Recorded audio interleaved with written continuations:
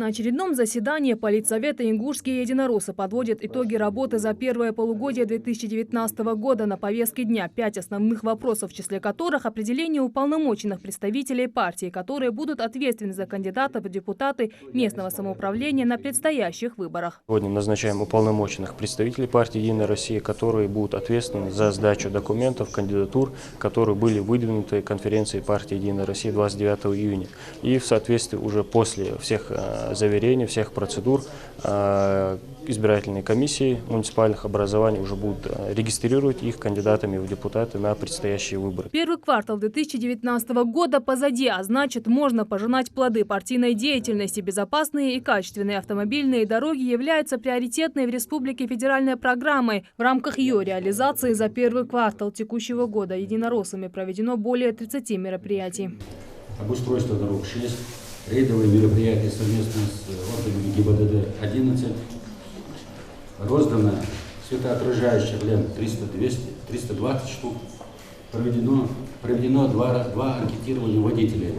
Это первое на наличие камер наружного наблюдения, правильно они расположены или нет, и наличие знаков, которые говорят, что рядом находится социально важный объект, такие как детский сад, школа, правильно ли они установлены и хватает ли.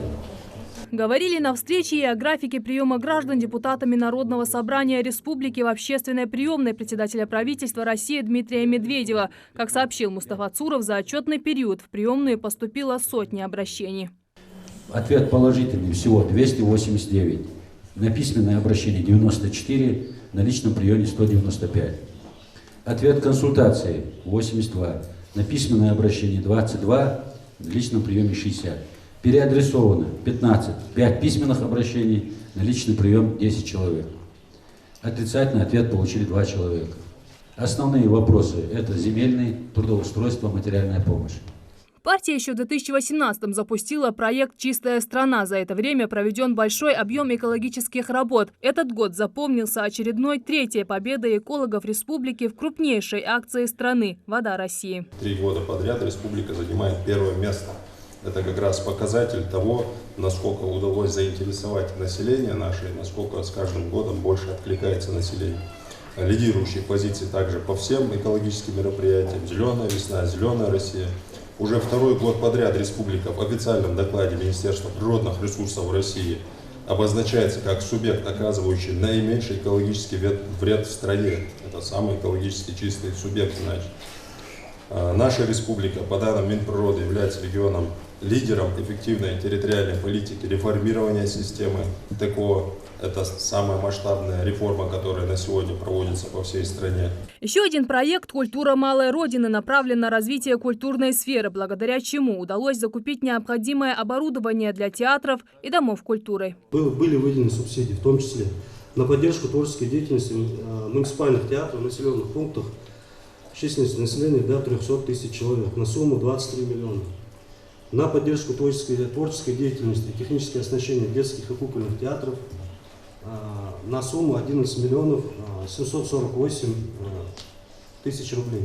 На обеспечение развития и укрепления материально-технической базы домов культуры в населенных пунктах числом жителей до 50 человек на сумму 612 тысяч.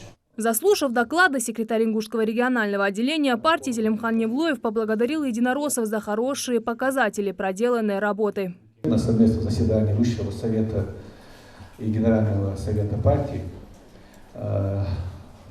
где перед нами выступал первый заместитель руководителя администрации президента России Сергей Владимирович Кириенко, выступал секретарь Генсовета Андрей Анатольевич Турчак. И перед началом мероприятия нам дали конверты, и в конвертах представитель каждого региона обнаружил результаты исследования, мартовского исследования, проведенного Фондом общественного мнения в процентном отношении по поддержке Единой России населением мы занимаем 3-е место. И буквально на следующем совещании Значит, были также озвучены ключевые показатели эффективности региональных отделений, где мы тоже заняли 3-е место. И в связи с этим я хотел бы поздравить региональное отделение политической партии «Единая Россия», имеет в виду всех членов партии, региональный политсовет, президиум регионального политсовета. И, конечно же, сказать спасибо и поблагодарить региональный исполнительный комитет за труд, за работу, так держать. Бархушна Гаярясхал. Не обошлось на встрече и без награждений за участие в различных партийных акциях, включающих в себя различные сферы деятельности самых активных школьников, наградили почетными грамотами и памятными подарками.